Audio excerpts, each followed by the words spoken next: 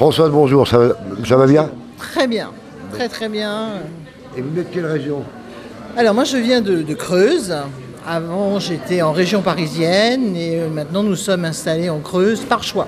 Votre premier roman, c'est Les lignes brisées. Voilà, donc les lignes brisées qui sont éditées au fil des mots. Mais au fil des mots, c'est pas monsieur Robert qui est... Si, tout à fait. C'est mon époux qui a créé une maison d'édition pour éditer mes livres. Et du coup, maintenant, on édite aussi d'autres personnes. C'est bien. Voilà. Compliment. Alors Robert, c'est de la peinture. Et vous, c'est des lignes brisées. On parle de mots, alors. On parle d'adolescents qui sont plutôt mal partis dans la vie. C'est un condensé, en fait, de 36 ans de carrière d'enseignante, puisque j'étais enseignante en collège.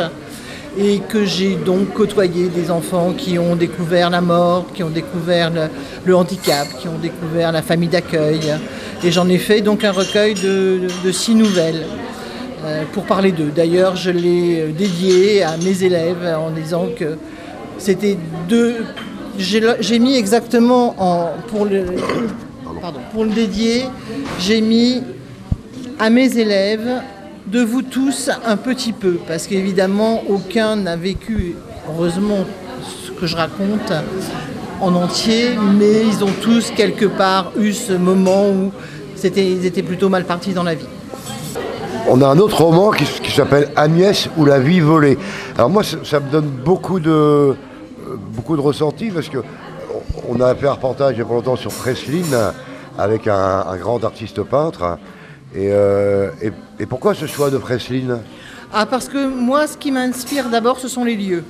J'aime beaucoup aller me promener sur Fresline, notamment dans ce petit hameau de Valguillon, tout au bord de la Creuse. Et il y avait une maison que je voyais fermée tout le temps. Et un jour, je me suis dit, il faut qu'il s'y passe quelque chose. Et du coup, il s'est passé quelque chose. C'est une jeune femme qui revient, c'est la maison de sa grand-mère, du moins je l'ai imaginé comme ça, mais malheureusement elle revient pour y trouver la mort.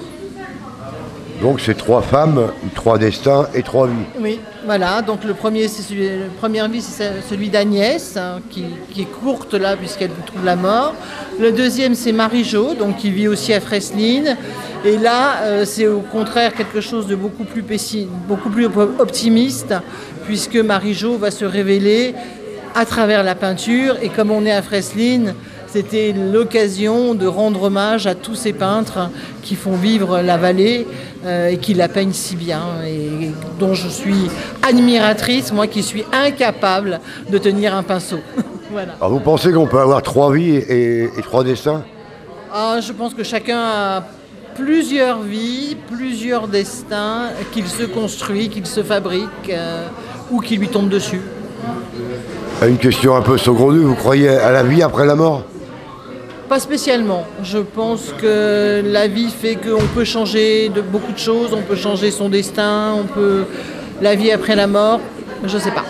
Eh bien merci Françoise. Merci à vous.